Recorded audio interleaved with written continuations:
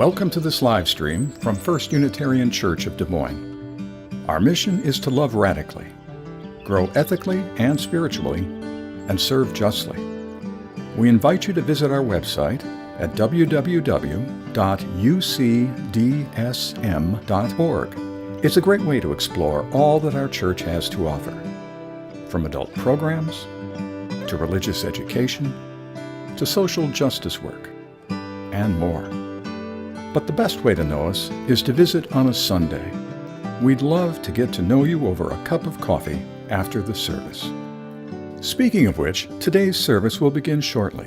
So now we'll take you inside.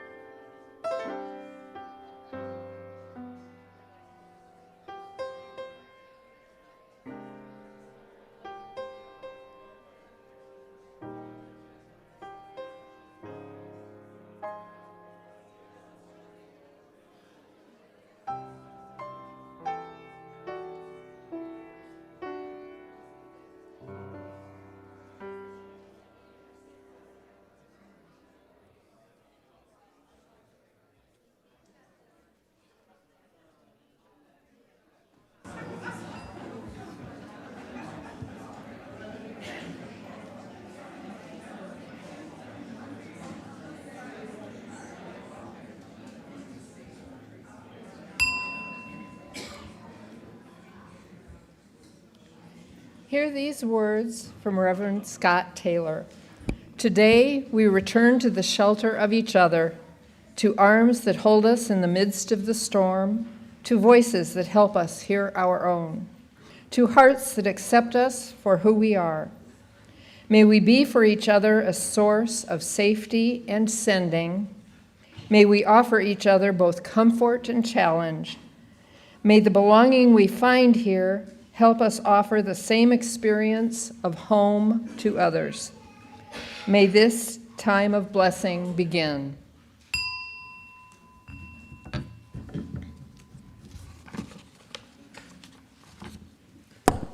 In this month of September, we explore the theme of building belonging. We explore what it means to belong, what belonging feels like, and what we must ask of ourselves and one another to build belonging.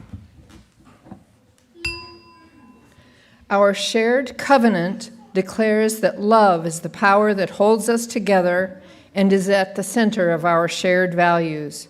We are accountable to one another for doing the work of living our shared values through the spiritual discipline of love.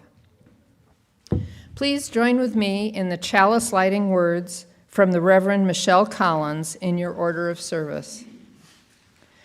We light this chalice in honor of the families we build, the circles we choose, the bonds shaped by care, may this flame remind us that love is the tie that makes us kin. And now, let us pass the peace. If you would prefer a little personal space, simply remain seated, and your neighbors will take the cue and leave you in peace.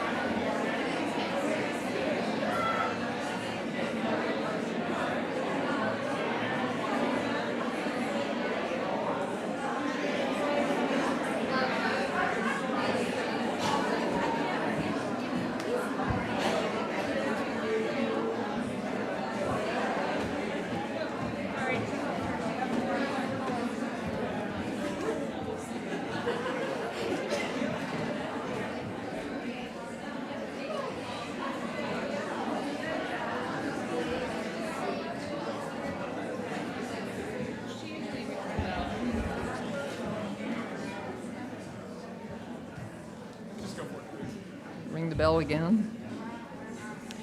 Good morning. What'd you guys say? Oh, I forgot the hymn. I beg your pardon. Good morning.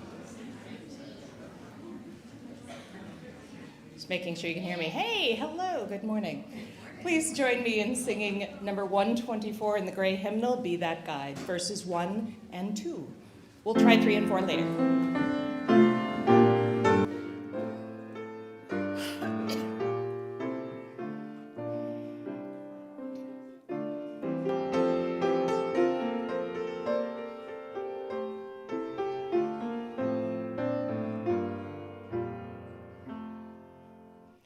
Be that guide whom loves us all, rise above the daily strife, lift up thy light of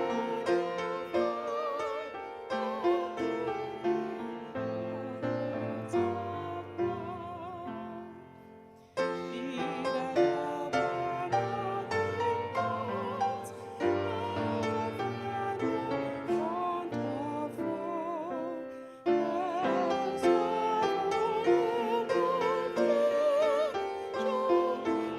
as of that life should go.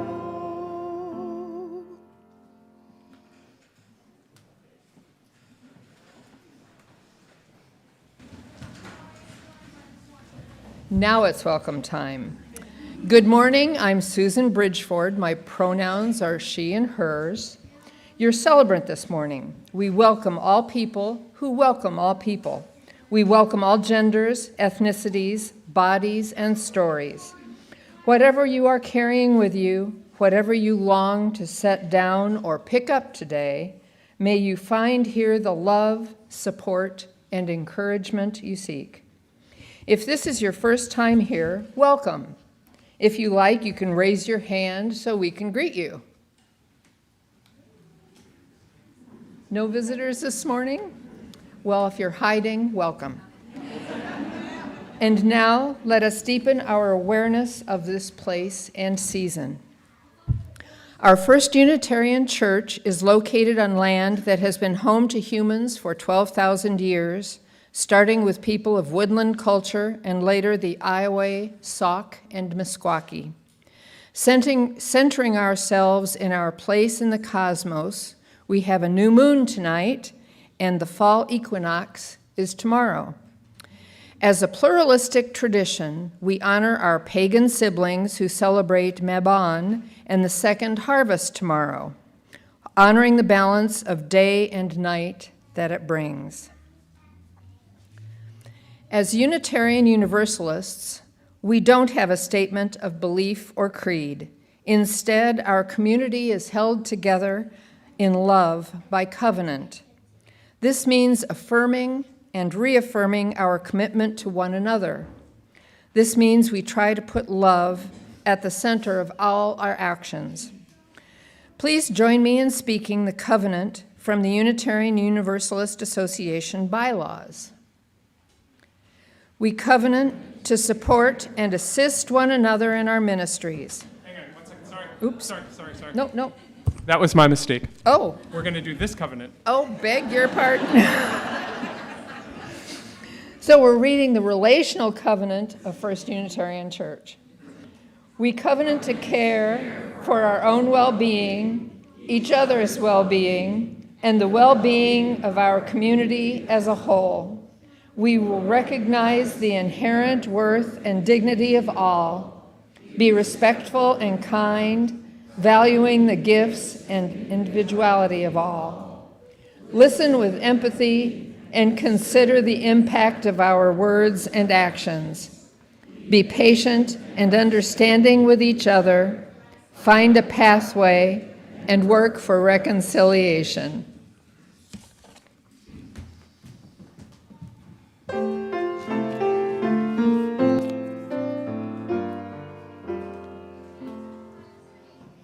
Ye that build a trusting God, bitter though the test may be, through all ages thy own Lord, thy building agony.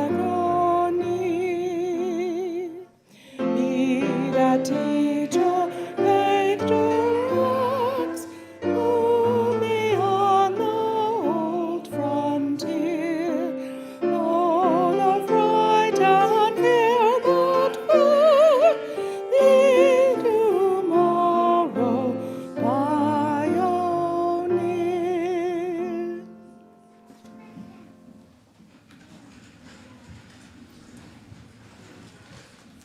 Morning. I'm over in the corner today, not to throw you guys off. I, at this time, would like to invite all youth to come down for the story. If we can just come in this corner over here, all youth.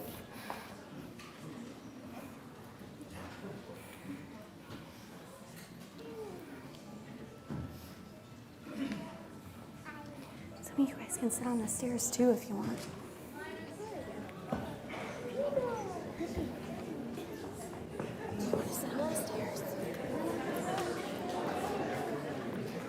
How about a couple of you come sit on the stairs over here? You want to sit up here? You want to sit up here, Peter?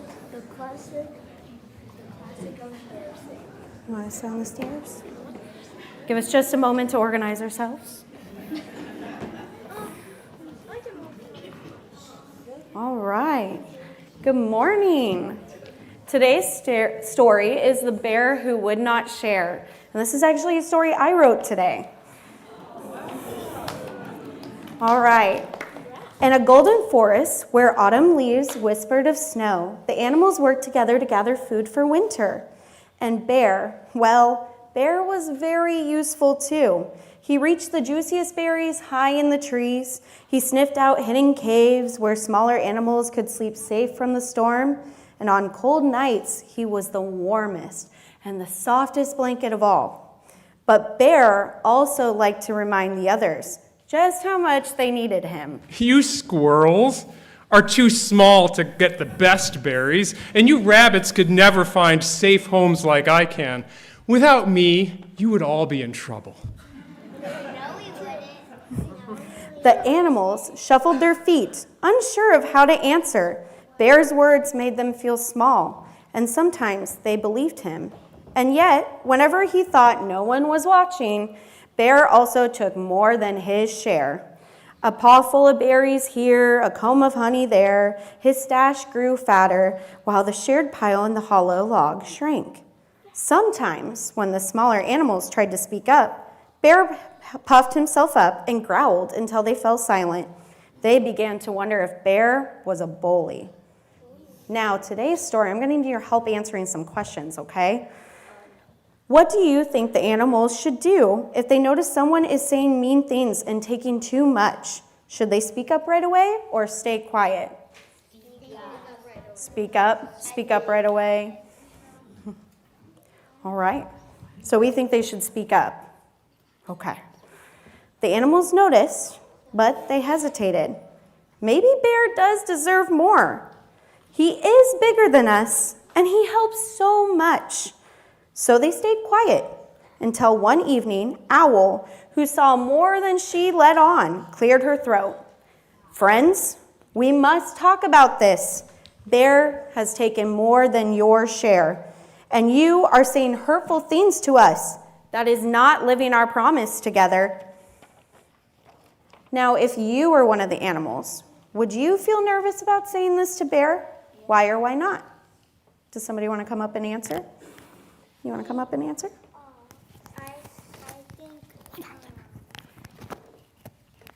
I think they should go up and do it, and I wouldn't be afraid because he's being a big bully to us. That's a good answer. Does somebody else want to answer? You want to answer? They should speak up, and both should be quiet. All right, speak up instead of being quiet, and Bear should be quiet. We'll take one more. Why is that microphone tiny? Why is it tiny? You want to answer the question? Okay. It's to make it easier for us to hear. You want to answer? It's because of if you don't share, you won't have any friends. Okay, that's a good answer. Okay, we're going to continue with our story, and there will be another question, okay? The animals looked at one another. They had thought that, oh, my bad, wrong spot in the story. The animals shuffled their feet, and the rabbits twitched their ears. No one wanted to upset Bear, and Bear lifted his head proudly. I do more than anyone. Without me, you'd have no berries from the tall branches, and no safe caves, and no warmth on frosty nights. How dare you? Now, do you think Bear is being fair? If you help a lot, does that mean you can just do whatever you want? No, we don't think so? Oh, rejected? That's a good answer. The animals looked at one another. They had thought that too, but Owl's eyes were steady and wise. You do help. But when you take and you scare others into silence, that is bullying. A covenant is like a promise the whole forest makes. It means we live in trust, each giving and each receiving, no matter our size or strength. If you cannot keep that promise and share, Bear, then you must hibernate on your own this winter. How do you think Bear feels right now? Angry, sad, surprised? How would you feel if your friends told you this? Does somebody want to answer? You want to answer? Hangry. Yeah, hangry. Oh, hangry, okay. You want to answer?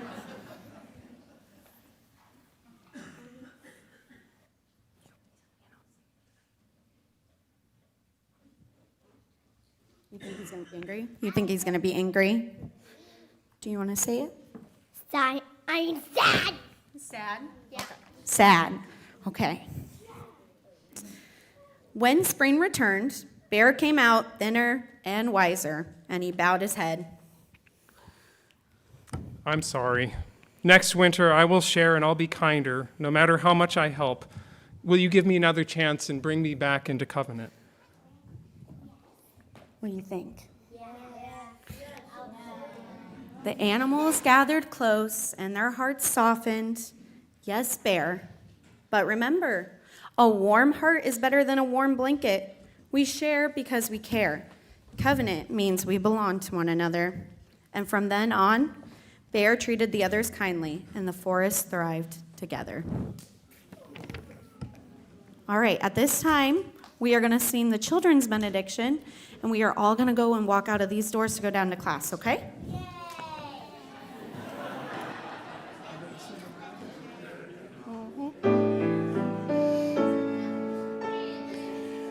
Go in joy, go in peace to meet the day, with open hearts to embrace life's wonder. We will hide you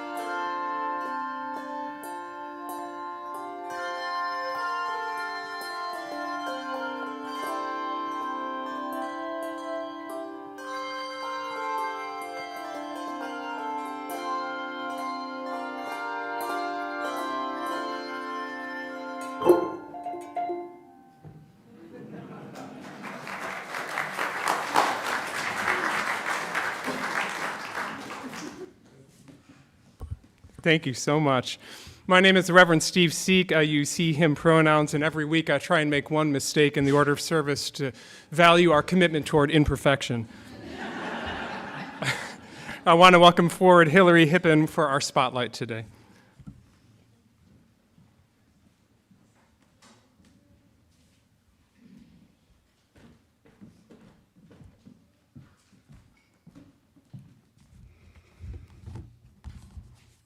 Good morning. My name is Hillary Hippen. My pronouns are she, her, hers. And I am here on behalf of our beloved church's adult programming team. The team has put together an inspiring and amazing menu of classes and groups this church year. Maybe you are longing for an opportunity to thoughtfully discuss politics and policy. There's a group for that. It's called Politics and Policy Study Group. Maybe you enjoy reading and discussing a book's themes, characters, and big picture questions, but need to keep the commitment at the lowest end of the spectrum possible. There's a group for that. It's called UU Talk of Iowa Book Club. Maybe you're interested in learning more about meditation. There's a group for that. It's called Introduction to Meditation. Maybe you want to experience Reverend Steve's leadership and support as you engage in a search for truth and meaning. Well, there is a group for that. It's called the Seeker's Guide Book Discussion Group. Maybe you're curious about trying various spiritual exercises and learning how to apply our values to your daily lives. There's a group, well, multiple groups for that. They're called Soul Matters. And oh boy, do I love Soul Matters. But Soul Matters has a reputation of being homework heavy, which is valid. So if reviewing an 8-page packet in preparation for a monthly meeting is not your thing, there's a group, and again, multiple groups for that. They're called a small group ministry. You can find more information about the menu of adult programming options and how to register on the church's website and in the beautiful flyer that was distributed with the order of service, or you can come talk to me after the service. As a card-carrying introvert, I'll be in the nearest corner pretending that I'm invisible.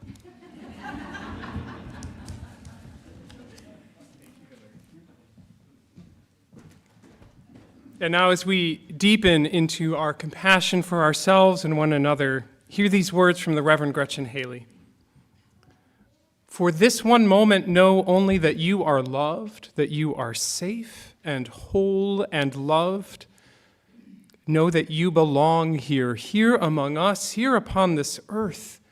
In your body, however tired or broken your heart may be, whatever fear or disappointment or anger you carry, for this hour, know that you are not alone. Feel the presence of others surrounding you, breathing beside you and with you, discovering together the way our voices rise and fall together in harmony, in hope. Claim here a resilient freedom, the choice for love, for light, to live with joy and gratitude and praise as a form of resistance. And welcome forward, John.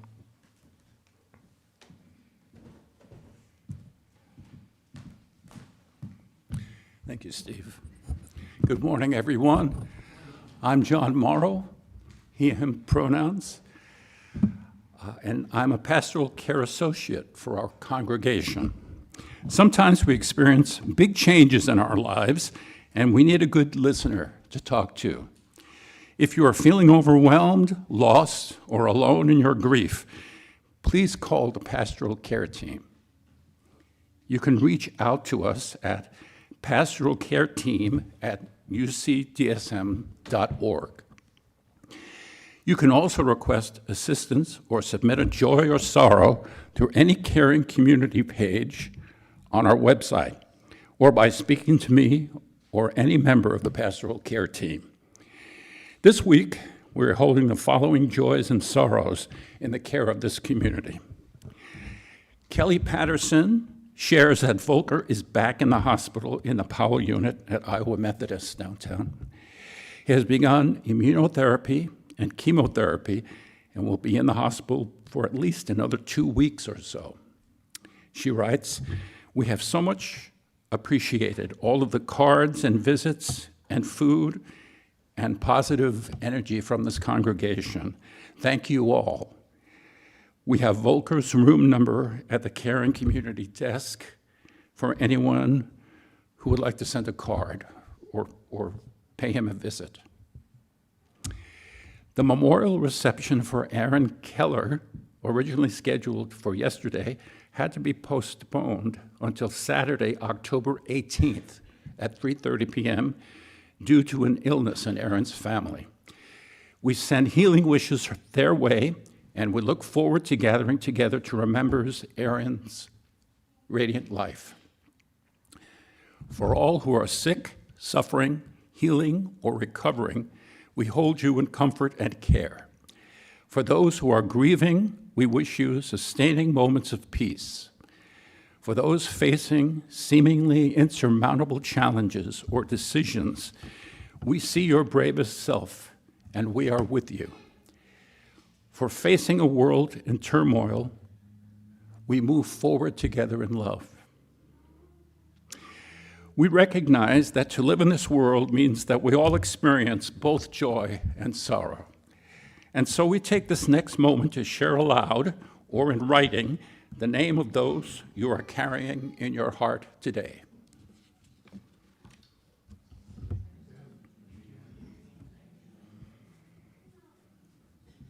Neil.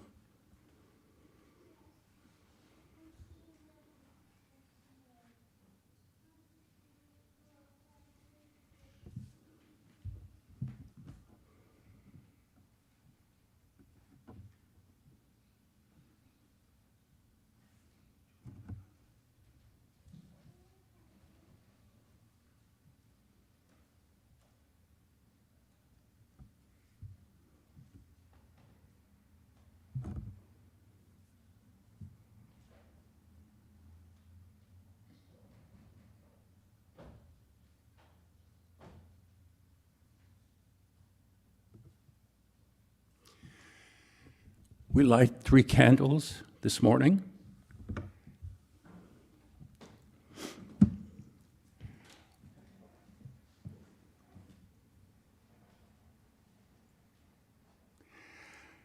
One for the joys and sorrows shared aloud, one for those shared in writing, and one for those held silently among us.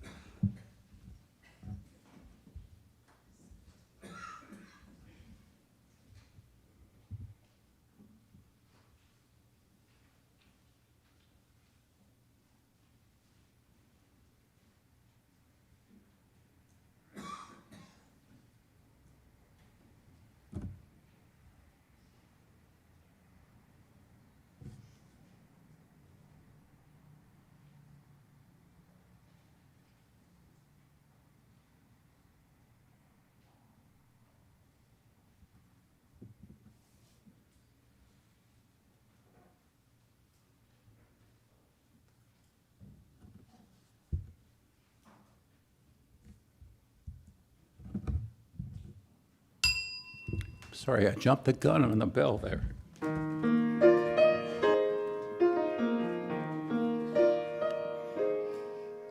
For all that is alive, we sing our thanks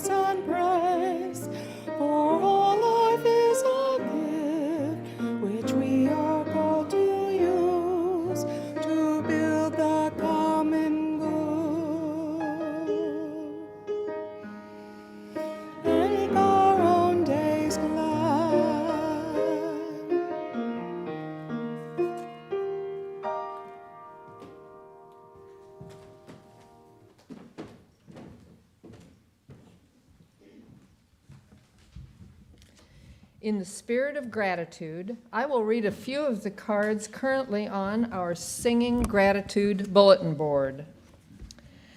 Thanks to Lynn George for being president of Unity Circle in the coming year and for organizing Women Around the Table. And thank you, Terry Meek, for designing a beautiful water communion station for our first service back from summer vacation. Our work of supporting First Unitarians' mission in the world shows up in 3 different ways financially.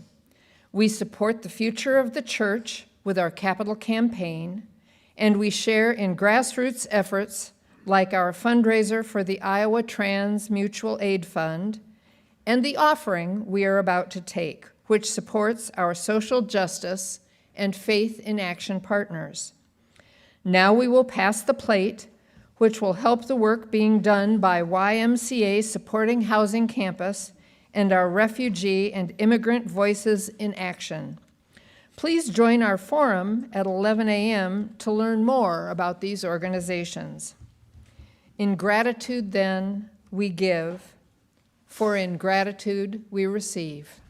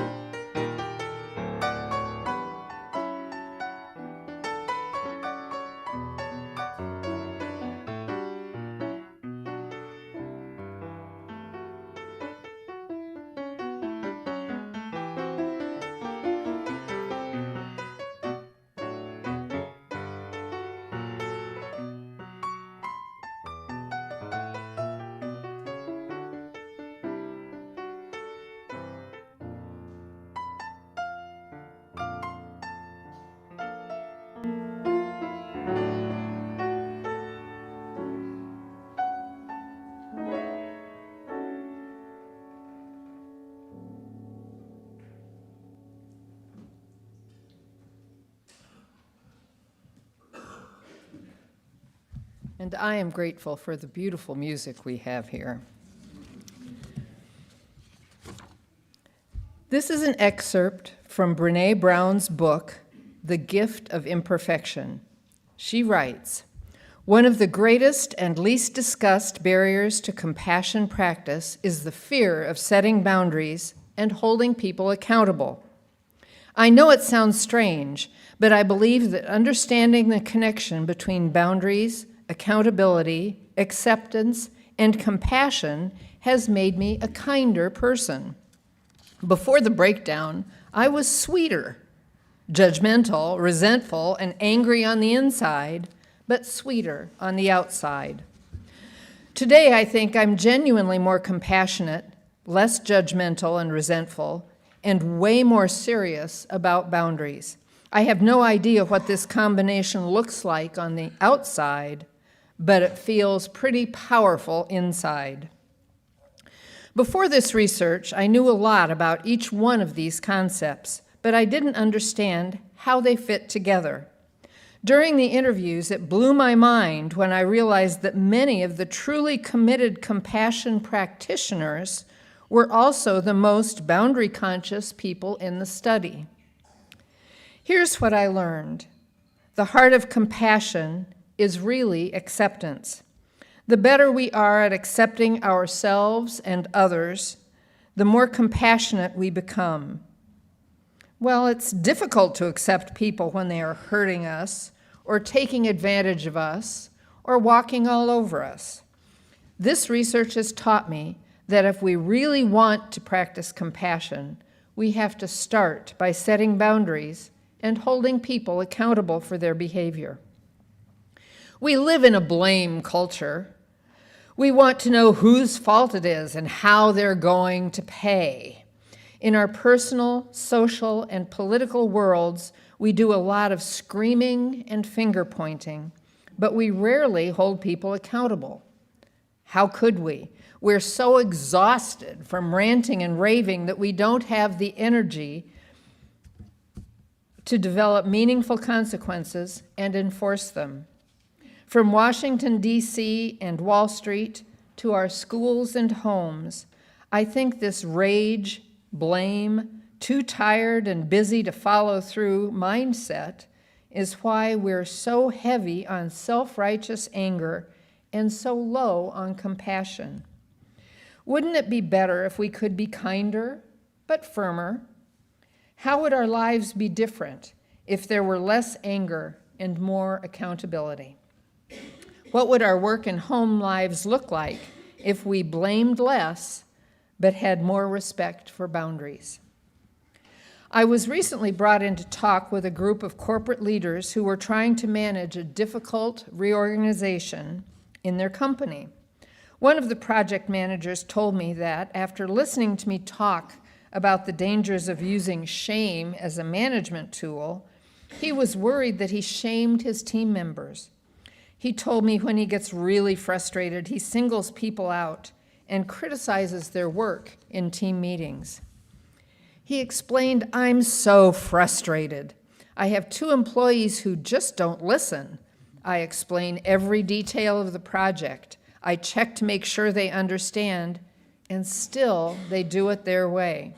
I'm out of options. I feel backed into a corner and angry, so I take them down in front of their colleagues."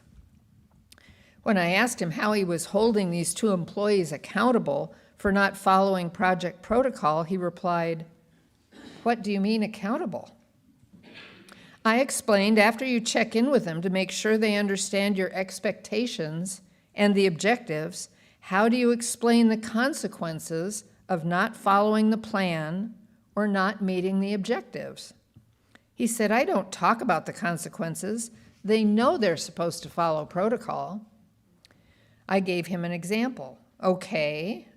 What would happen if you told them that you were going to write them up or give them an official warning the next time they violated protocol, and that if it continues, they're going to lose their jobs?" He shook his head and said, "Oh no, that's pretty serious. I'd have to get the human resources people involved. That becomes a big hassle." Setting boundaries and holding people accountable is a lot more work than shaming and blaming, but it's also much more effective.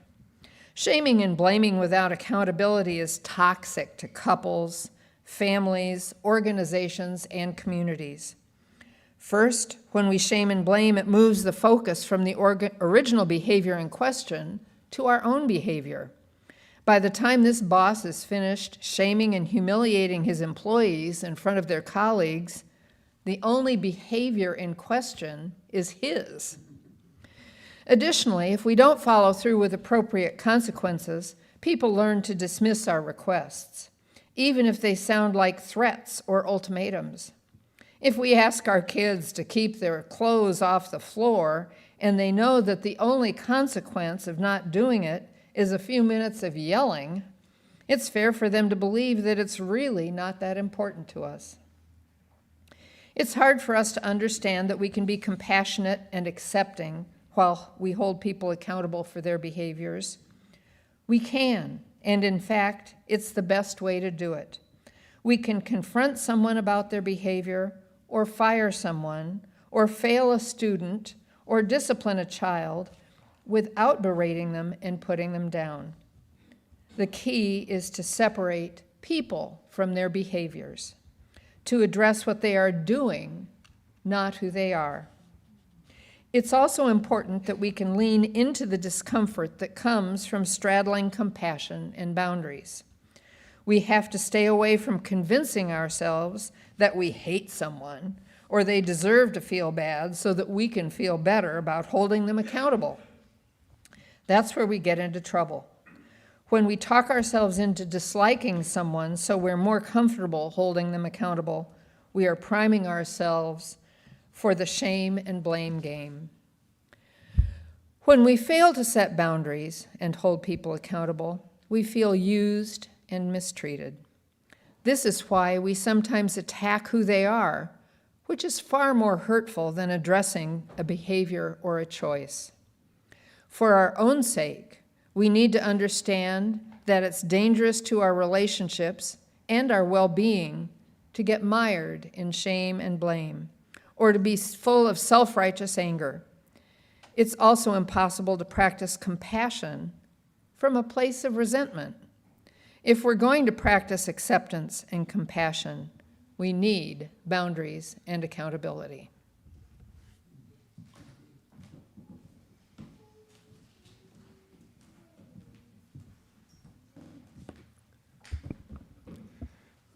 I'm going to start telling you a story about a student that I'll call Jonah. And then I'm going to start talking to you about a story about the Jewish prophet called Jonah. And then I'm going to go back and forth between these two Jonahs. And just when you're wondering if I'm ever going to tie them together, that's when I'm going to start talking to you about a philosopher named Karl. Now, at this point, you're going to start getting annoyed with me, thinking, didn't he just stand here last week talking about the importance of clear communication? That's why I'm telling you now. And so you'll move through that, and then you'll arrive at a moment where you think, I know where he's going with this sermon. But it's not that. It's actually 30 degrees off from what you're thinking. And at the end, I hope you'll understand why we needed all three stories. In my defense, Jonah was a tenor. And please understand, finding a real tenor, a male voice that can sing high notes effortlessly, that's like spotting an orchid growing on Bell Avenue. And I needed tenors. It was my third year at a very small college of 900 students. I wish it was 900 singers. I had finally built the choir up to 30 singers, but we needed tenors. So when Jonah transferred in from another college as a sophomore in vocal performance with that kind of high voice, I had to make this work. He didn't show any training or skill or musicianship or interest or passion or really anything a teacher wanted to see, but I could fix him.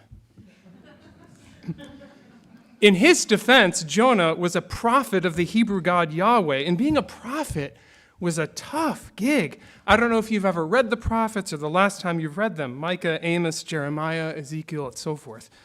They had a tough job, right? They had to go wherever their God Yahweh sent them, and usually they had to say, stop being bad or God will destroy you. It is, I shall warn you, emotionally exhausting to read chapter after chapter of these prophets saying, repent, you horrible, horrible people. Now, the good news, at least for these prophets, is that they were 100% sure that they were right. Because, their God had given them the assignment. But inevitably, people ignore the prophet, and then Yahweh destroys them. So I like to think of the prophet's job in some ways like serving eviction notices. But instead of apartments, it's nations. And instead of evictions, it's destruction. It's a tough job. My year with Jonah started out tough. I taught Jonah in most of his classes, and here is the report after a month. Jonah didn't do anything. He came to choir sometimes, and he was completely unprepared. I think he sat around in his dorm room smoking weed, but I don't want to push it. I'm a polite Midwestern boy. I certainly don't want a conflict. So instead, I decided to play amateur psychologist. I knew that his mom was incredibly overbearing. She was emailing me every day to ask about her 20-year-old son's progress. So I thought to myself, this poor guy, I pity you. You just need a few weeks to blow off some steam from this helicopter parenting. But I can spark a fire in him to become great. I will inspire him to do his job. Now, what makes Jonah stand out from the other prophets is that he didn't do his job. Yahweh tells Ezekiel to lie on the left side of his body for 390 days in penance for Israel. That's what Ezekiel does. But Yahweh very clearly tells Jonah, go to Nineveh, to the northeast. And Jonah says, no, thank you. And he hops on a boat to go as far away as possible to the west, to Tarshish. I mean, he knew what he had to do, and his instruction came from his God, and yet he bolted. I have a little sympathy for Jonah, though. If you could imagine the ghost of Abraham Lincoln visiting you tonight and saying, I need you to go to Washington, D.C., I need you to speak out against fascist use of military forces domestically, you might get on that plane to San Diego, which is basically what Jonah did. Now, all year long, Jonah did nothing. What was I supposed to do? I didn't have a God in my ear telling me what to do, so I stuck with my plan. I will fix him. I will inspire him. And I said, in my defense, he was a tenor. In my hopes of raising the prestige of this fledgling choir, I booked the group on a trip to Germany and Austria at the end of the year. So all year long, we were preparing difficult music to sound great in these magnificent cathedrals. The students, meanwhile, were busy working at fundraising and getting their passports and figuring out how to convert dollars to euros. It was all hands on deck, all hands except Jonah. And the thing about a small choir in a small school is that your actions reverberate really quickly. The other students were getting very upset with Jonah's lack of help or preparation. He wasn't memorizing the songs, he wasn't helping with the fundraising. His colleagues were feeling hurt and frustrated. Dude, don't you get we're getting on a plane to Germany soon? So Jonah gets on the boat to Tarshish, not Nineveh. And in his defense, the prophets had a hard gig. You wouldn't want it. But obviously, Yahweh's not okay with Jonah's disobedience, so there's a giant storm in the sea. Now, the rest of the boat crew clocks pretty quickly. This isn't bad weather. This is divine rage. They take a poll, who among us has infuriated a god this week? They figure out it's Jonah. They throw him out into the sea where he's famously swallowed by a big fish. The Hebrew is big fish. I don't know where whale comes from. Anyway, the big fish does its job and takes Jonah to the shore of Nineveh and vomits him onto the shore. Fine, I'll go. I get it. You're God, I'm a prophet. I know you're right. I'll do my job. So Jonah reluctantly walks through the city of Nineveh for 3 days delivering the message. If you don't clean up your act, Nineveh will be destroyed in 40 days. Finally, our day has arrived. The choir gathers at the charter bus, filled with excitement and anxiety and relief that all their hard work has arrived at this moment. We have our passports, we have our euros, we have our music. We don't have Jonah. So Ben, our very responsible student leader, sighs and then volunteers to head over to Jonah's room where he finds him asleep. Ben wakes up Jonah, gets him packed, gets him on the bus. As we enter the bus, one of the other singers, exhausted with all this nonsense, lets slip. What a joke. And here comes the best joke in the book of Nineveh, in the book of Jonah. Nineveh is not destroyed. The people actually hear Jonah's warning and they repent. So God shows mercy and everyone's happy. But Jonah finds this so annoying.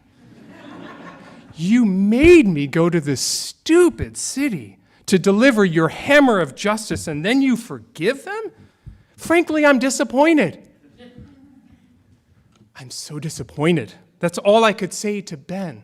Ben found me the first morning in Germany to let me know that someone had stolen all of his euros out of his luggage. Should I mention at this point that Ben was the only one willing to room with Jonah?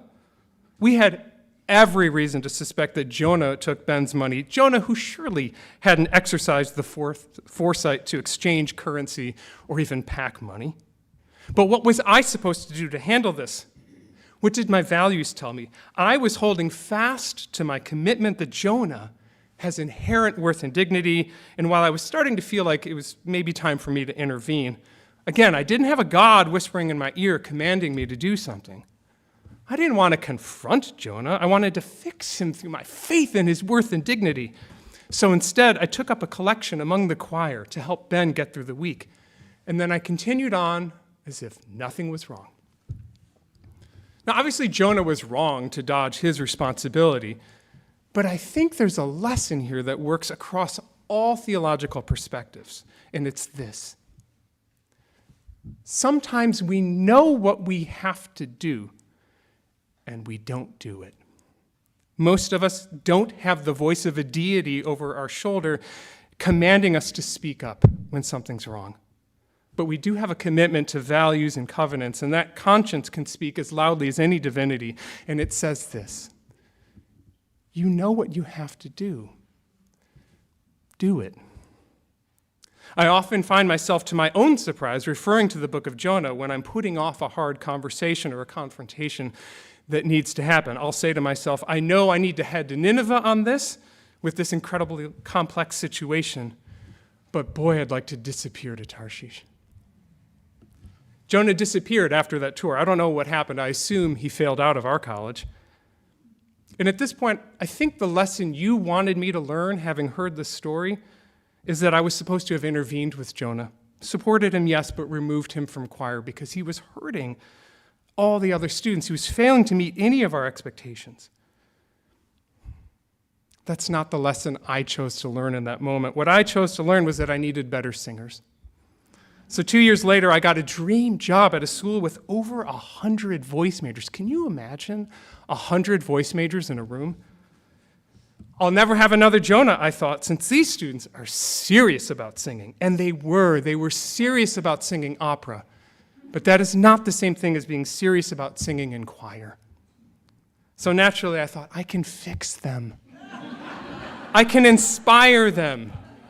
And year after year, we'd have these massive conflicts in the choir between the students who were doing the work and those who were showing up to do the bare minimum to meet a stupid choir ensemble requirement. So finally, one year, I said, there must be something I'm doing wrong. So I studied universities around the country with truly excellent choirs. By the way, Iowa State was one of them. I interviewed the students, I interviewed the directors, I watched how they worked. It turns out they staffed the choirs with students who were interested in doing the work required, which is sometimes different than the 50 best singers in the room. Then they would build good covenants around what they should expect of one another, and they would hold one another to these covenants with love, even the tenors, especially the tenors. I came home from that research wide-eyed. I built a new choir full of students who wanted to be in choir, and then we made a covenant that we would hold one another to compassionately about our greed, values, and behaviors. I cannot tell you the difference it made. I can't describe it. And as I started to recognize and honor the commitment these students were making, I also started paying attention to the voice inside me that would speak up when a student was drifting away from us. Sometimes I'd intervene with that student, and they would come back into the choir's covenant and do great work. I mean, one student I almost kicked out of our beginner choir, and after that conversation, 2 years later, he was the president of the advanced choir. Sometimes, as they say, the Ninevites get their act together. And yet, sometimes I did have to dismiss a student from choir when they were continuously unable to meet our expectations, but at least then they understood why they were out. This much I anticipated, but what I had not seen coming was the change in the energy in the room when there is a covenant and it's lovingly, compassionately enforced when someone falls short and won't come back. It's hard to describe that energy, but it is glorious, it is liberating. It's what belonging feels like. And that's what brings us to Karl.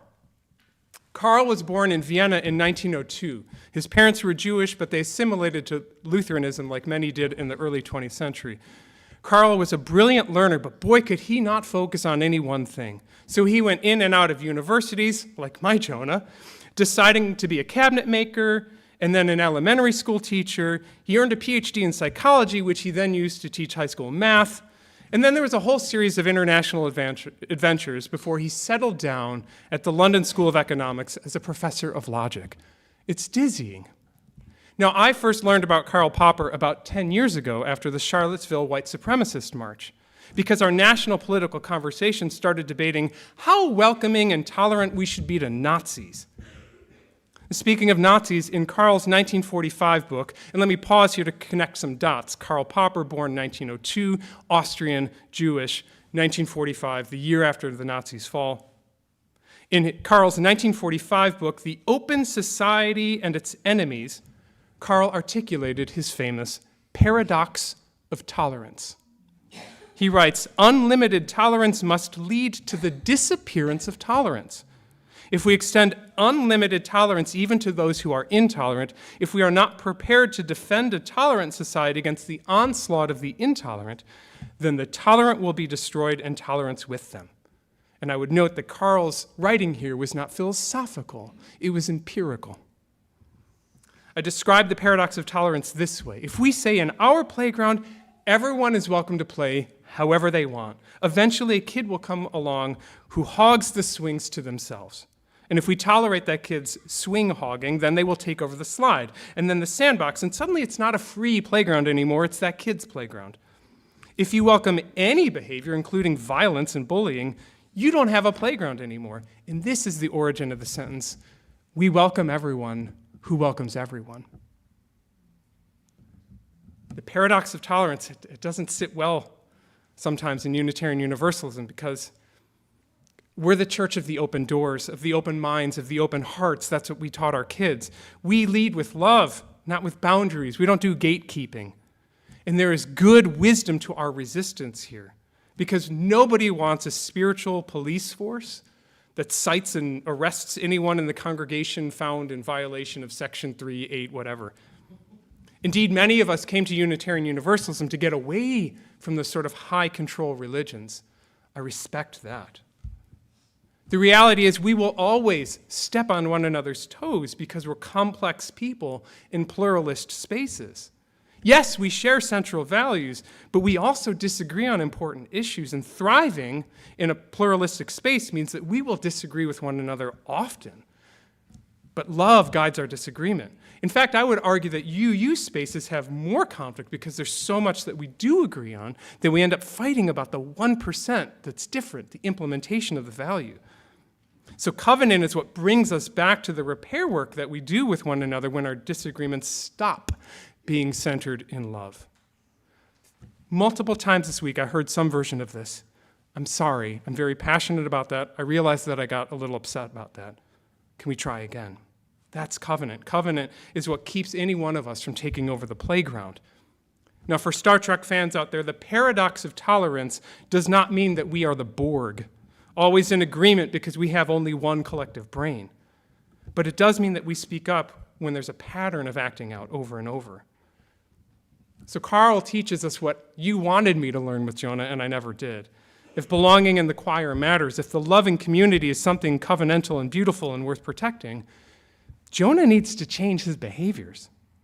I didn't have the voice of Yahweh in my ears. That was my excuse, but I knew I should have sailed to Nineveh and talked to Jonah.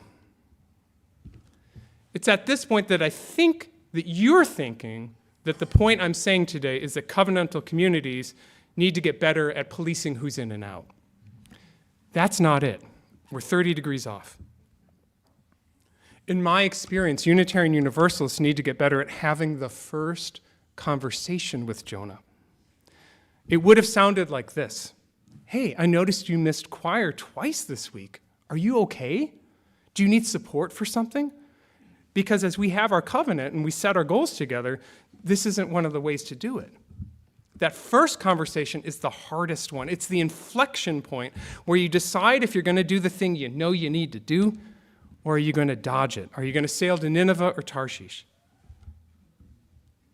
I'm one of the many polite Midwesterners who believes deep in my bones, despite all of my life's evidence, that if I'm just nice enough and inspirational enough and patient enough, then my Jonah will change his behaviors and attend rehearsals. I believed it for decades.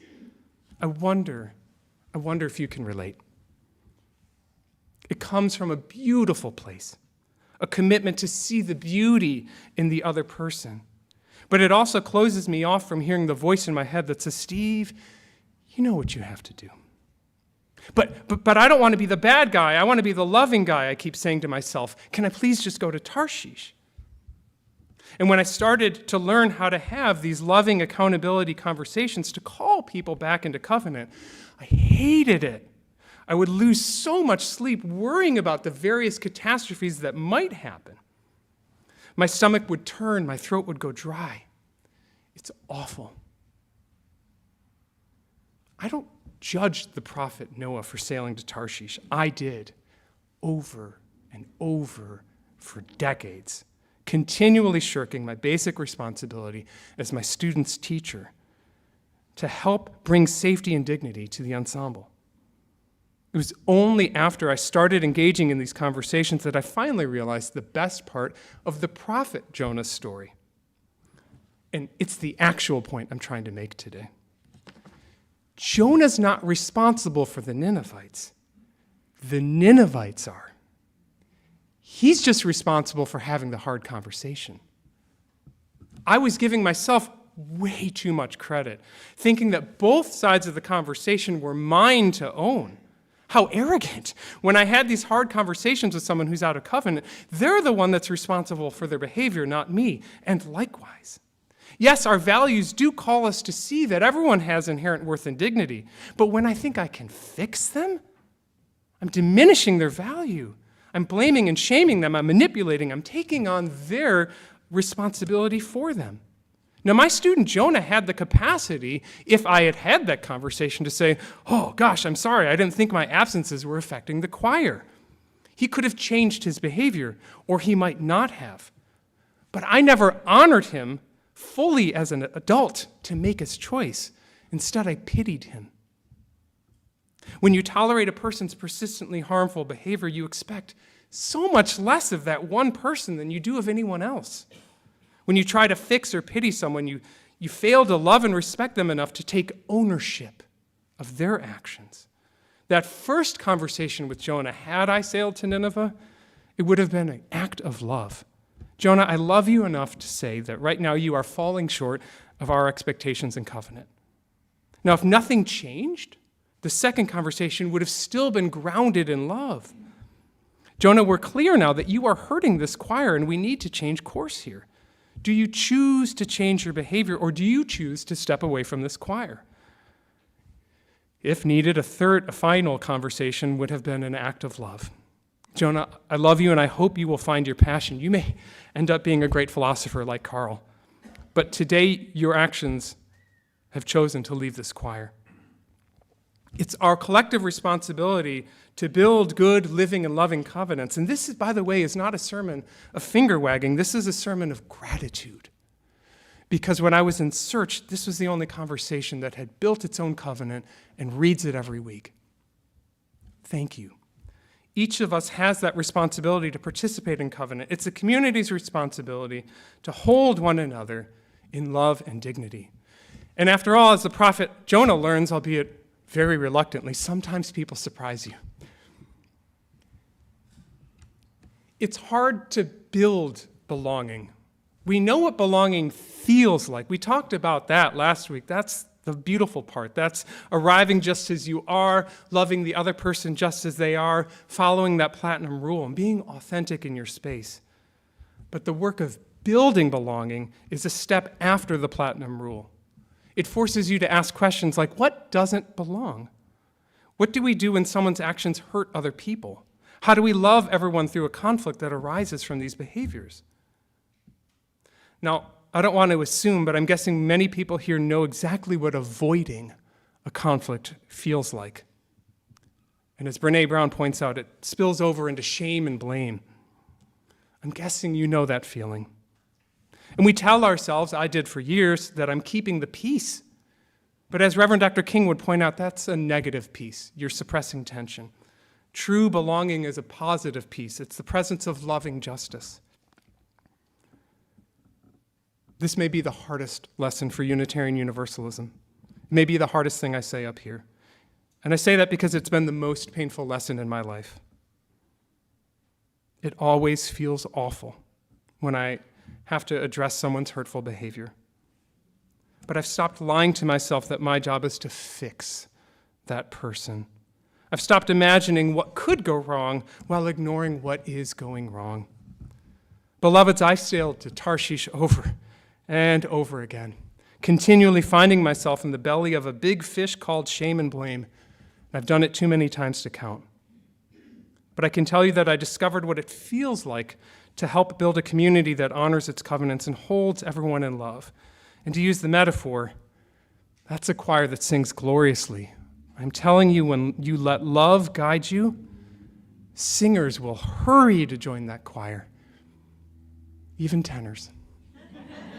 May it be so.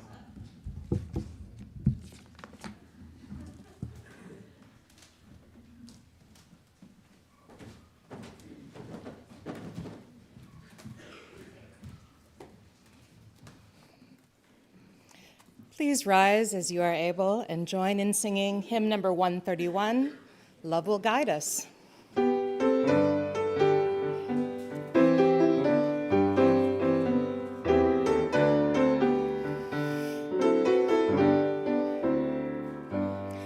Love will guide us, peace has tried us, hope inside us will lead the way on the road from greed to giving. Love will guide us through the hard night. If you cannot sing like angels, if you cannot speak before thousands, you can give from deep within you. You can change the world with your love. Love will guide us, peace has tried us, hope inside us will lead the way on the road from greed to giving. Love will guide us through the hard night.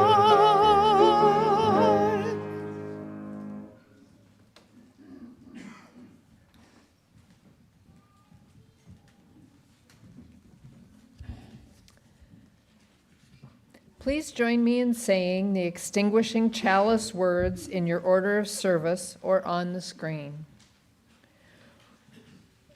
As we leave this sacred hour, may the welcome we received become the welcome we extend. Let us meet the world with open hearts, open hands, and the audacity to build spaces where every soul feels at home. Beloveds, go in compassion for yourselves and one another, honoring the complexity. Go in courage, knowing that honest words said with love build community. And go in love, which always guides us through the hard night into the brightness of day.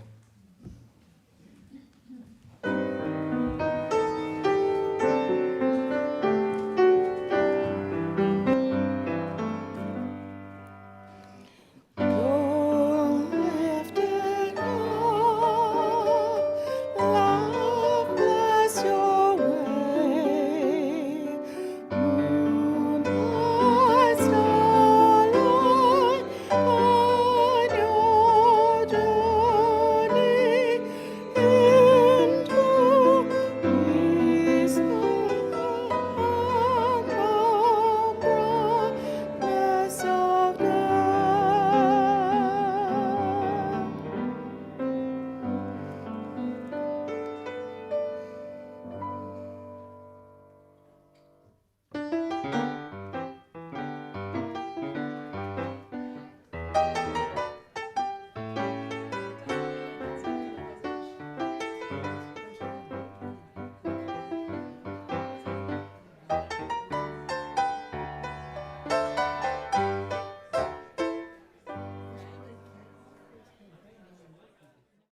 As this live stream from First Unitarian Church comes to an end, remember that previous live streams can be found on our YouTube channel.